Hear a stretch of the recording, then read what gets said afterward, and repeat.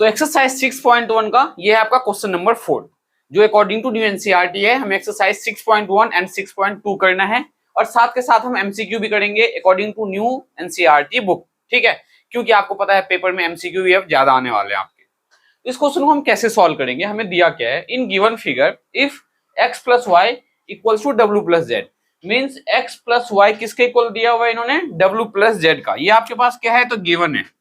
And prove क्या करना है आपको कि A O B is a straight line, हमें ए ओ बी को स्ट्रेट लाइन प्रूव करना है और हमने इसका नेमिंग नहीं किया हुआ है, तो हम इसका सबसे पहले नेमिंग करते हैं।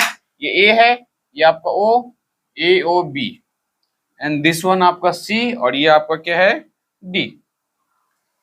तो देखो इसमें क्या लिखना है, सबसे पहले हम लिखेंगे गिवन।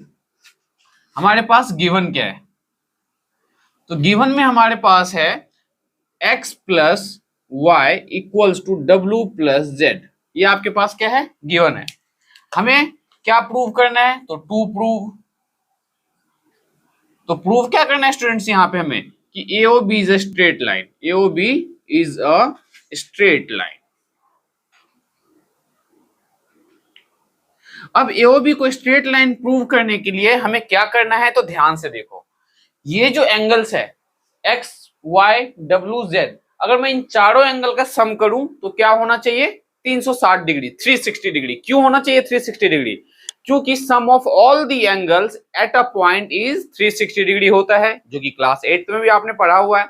नहीं पता तो ध्यान से देखो, अगर ये लाइन एक दूसरे को मान लो ऐसे कट कर रहा है, तो ये जितने भी एंगल्स फॉर्म होगा, इन सारे एंगल का जो सम होगा वो कितना होगा आपका, 360 डिग्री होगा। तो इसके अकॉर्डिंग हम देखो क्या लिखने वाले हैं, ध्यान से देखो, बहुत ही इजीली ये क्वेश्चन हम प्रूव करने वाले हैं। Angle x plus angle y plus angle z plus angle w equals to 360 degree. कितना डिग्री, तो 360 डिग्री। रीजन क्या दोगे, तो sum of angles at a point, sum of angles at a point is 360 degree. एक point पे सारे angle का जो सम होता है वो आपका क्या होता है, 360 डिग्री होता है, ठीक है। नाउ अब इसमें ध्यान से देखो, तो x प्लस वाई जो है, इस x प्लस वाई के बदले हम क्या लिख सकते हैं, तो w प्लस जेड लिख सकते हैं। तो यहाँ पे हम क्या लिखेंगे, put value of x plus y, ठीक है। इसे हम इक्वेशन 1 मान लेते हैं।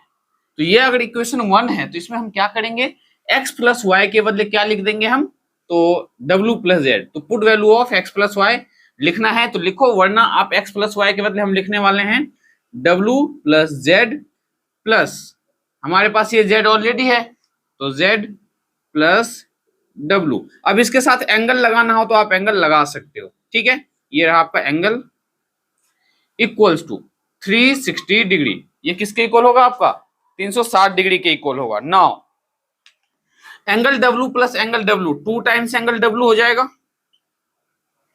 2 टाइम्स एंगल W होगा या नहीं होगा, plus angle Z plus angle Z, 2 times angle Z होगा या नहीं होगा, होगा या नहीं होगा।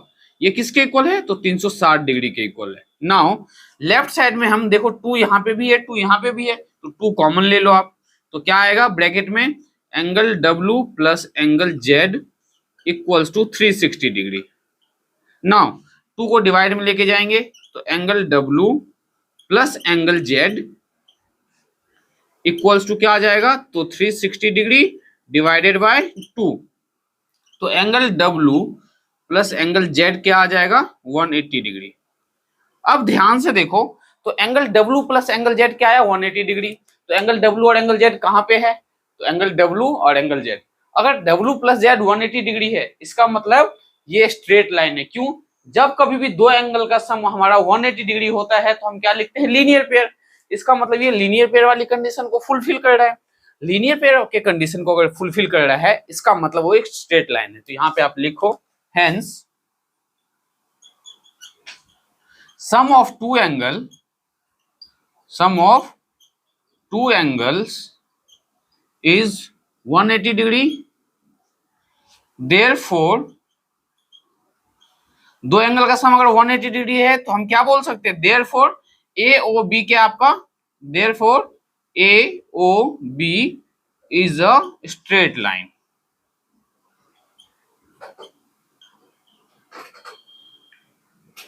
Therefore AOB हमारा क्या है, स्ट्रेट लाइन। अब स्ट्रेट लाइन हमने क्यों बोला है ये आपको पता होना चाहिए, क्योंकि हमारा W प्लस जेड 180 आया है। W प्लस जेड मतलब दो एंगल का सम 180 आया है। जब दो एंगल का सम 180 है, इसका मतलब लीनियर पेयर वाले कंडीशन को ये फुलफिल कर रहा है। तो लीनियर पेयर होता कब है, जब स्ट्रेट लाइन होता है। तो जब दो एंगल का सम 180 डिग्री आया है, तो हम बोल सकते हैं कि अगर सम ऑफ टू एंगल 180 डिग्री है, दैट मीन्स ये जो लाइन है आपका AOB, ये एक स्ट्रेट लाइन है।